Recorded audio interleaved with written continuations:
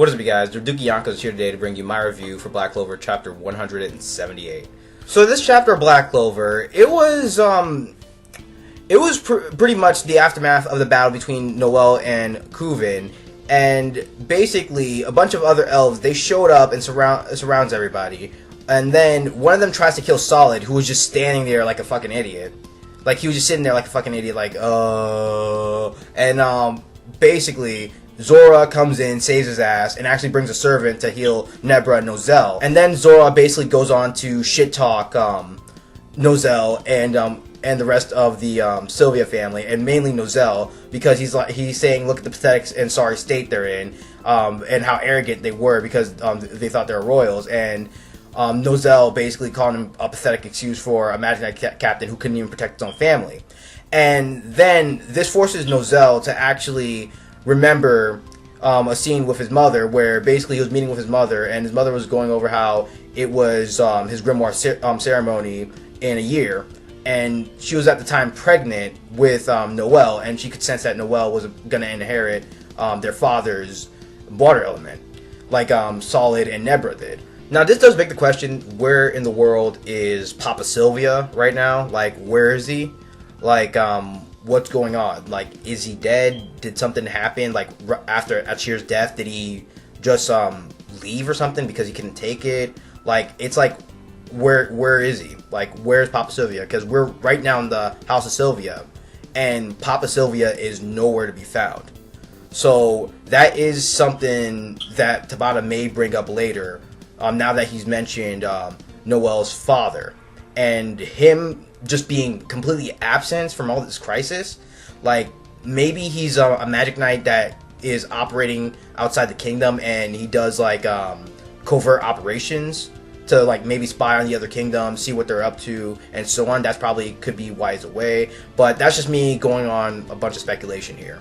Now, we'll get to it when Tabayuki decides to focus on it, because I think that will be a key plot point into the Sylvia family's development, mainly Nozel's and Noel's, because we don't know the relationship they have with their father at all. For all we know, all four of them could detest their father or something, so we don't know. And we also we get Nozel's goal, and his endgame goal is to become the strongest Magic Knight captain like his mother. Also in the flashback, we actually do get Nozel's actual endgame goal, and his goal is to become the strongest Magic Knight squad captain, just like his mother. And I did found this very interesting, because Nozel, from what it seems now, it doesn't seem like he has the desire to become the Sorcerer Emperor, but more so just the strongest Magic Knight squad captain like his mother is. But from that point on, Nozel actually gets up, and he actually admits to Noel that everything that Zora just said was right, and that he, as a Magic Knight captain, can't just sit down and fall, and he needs to get back up and keep fighting, and it brings shame to both him as the captain of the Silver Eagles and the House of Silva. So I did enjoy seeing this, because this honestly reminded me so much of Byakuya Kuchiki and how much of a prideful person he was. And so what Nozel does is that he reinforces his body with Mercury magic, and he continues to fight with Noel and Zora. And Zora actually basically uses a magic spell called Coward's Revelation to reveal to them where all of his traps are located that he planted. And from that point on, they combine their magic to basically lure the elves into all of Zora's traps. From there, we actually get some monologue from Zora, where Zora, he confirmed that when it comes to the elves, based on their reactions, the reactions of the elves in this chapter, as well as the reaction of Raya, seeing his trap magic, the elves are completely unaware of complex magic. And this, to me, is a parallel, I think that another parallel that I think Tabata is trying to make between the elves and the royals, because if you guys have not noticed it, but the elves are basically, think of the royals on steroids, essentially. That's what the elves are, essentially. And I think this is another parallel that Tabata Yuki is making with the elves and the royals, where basically the elves, because they're quote-unquote loved by mana and have such great magic power, they just had a knack for honing this power, just like the Royals did. Since the Royals are just born with talent to hone great magic power, and they could instinctively just utilize the magic power, which allowed them just little to no time to train because they could just pick it up pretty quickly. And so I think it's the same case with the elves, because think about it. These elves, they just start possessing their human reincarnations, and mind you, when it came to Rill's elf specifically, Rill said that like when he this body and the magic that this person uses is paint magic, as if he did not use it back when he was an elf. So this implies that the elves themselves, they never used these types of new magics that the humans have, and they're able to utilize it. Mainly the royals, because most of the, because if you guys notice, who are the ones that are possessed by elves for the most part? The royals. So basically, the royals, they have a natural talent for honing and utilizing magic skills, and the elves, they have a natural talent for honing and utilizing magic skills. Because look at it, they're utilizing magic that they have not used before, and they're using it as if they mastered it already. So there we go, like right then and there. And they're completely oblivious to, when it comes to humans, especially the commoners, who have to actually hone and refine their magic.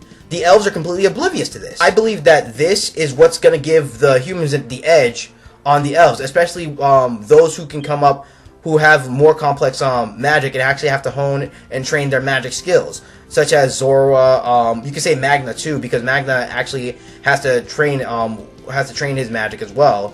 Finral, because Finral right now he can't produce attack magic, but there is something strange going on with him when it comes to his hair. But granted though, Finral is a royal as well, so his outcome I think is going to be similar to Noelle, where he's trained and honed his magic, and once it's ready to fully develop, like Noelle's did, then it's going to fully develop. I think Finral is going to be a similar case to Noelle, just like Noelle. But anyways, when it comes to this, I think that Tobias said enough that this is going to be the edge they're going to have. And Zora actually referenced Raya, saying that he's pretty damn strong, even though they have complex magic.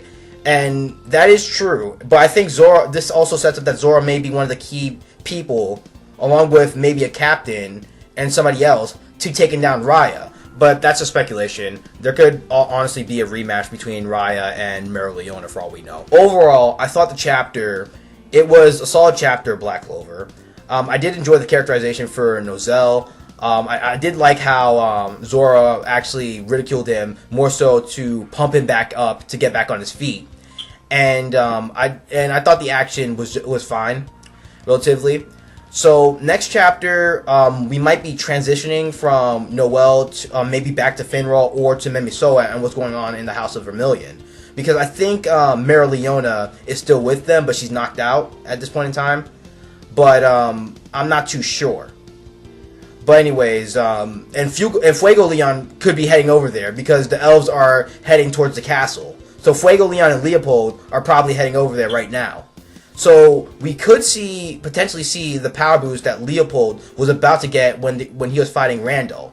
Honestly, I'm not trying to be that dude, but Tabata Yuki, you've been really shafting this dude. Like, you've been giving him massive blue balls, and the beast was about to finally awaken and finally release. And then, next thing you know, oh, in comes Salamander.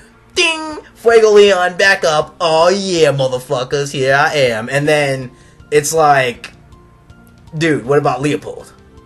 Like, I was hyped as fuck when Fuego Leon came back, don't get me wrong. But, what about Leopold? He was about to awaken the beast. He was about to release the beast. He was about to unleash it. I kind of wanted to see him finally unleash the beast. And now, I hope, like, we do transition over to the House of Vermilion before we transition over back to Finral. Because I do hope that Leopold does show up over there and we finally get to see what this new power he was finally about to awaken. I really do. So I am hoping on that. And I do hope we do get some spotlight with Mimisoa and maybe get some development for her too, because she does have to somewhat catch up to Noel. And we do know that Mimisoa, unlike the other royals, even though she has a natural knack for healing magic and so on and so forth, like she actually has been training, similar to Noel, but Noel most likely has been training much harder. But she's actually has been training to hone her magic skills and actually learn attack magic. And she wants to be somebody that can fight by Aster's side. And I'm thinking maybe Mimisoa may in fact get a power boost to catch up with Noel if we do transition over to the House of Vermilion, unless Leopold and Fuego Leon do show up. And maybe we'll get some insight on the elves with further development. Maybe we'll find something out about that we don't know, because I do find it so strange that she looks so much like Tetia, and I get she's a descendant of the first, but at the same time it's just like she's like the spitting image of Tetia, like just a few years younger.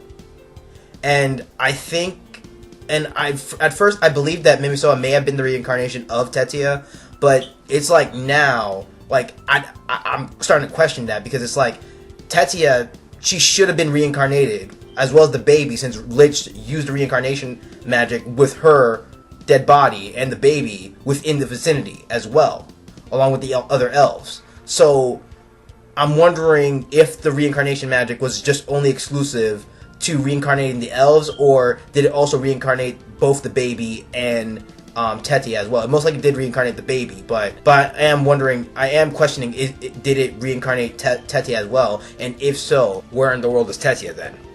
Like, where is she? So that's just pure speculation on my part. I kind of deviated up for a bit, but anyways. With that being said, I'm done. Be sure to like the video. Let me know you guys' thoughts about the chapter. Comment, and subscribe. Follow me on Twitter. And I'll see you guys later. Peace.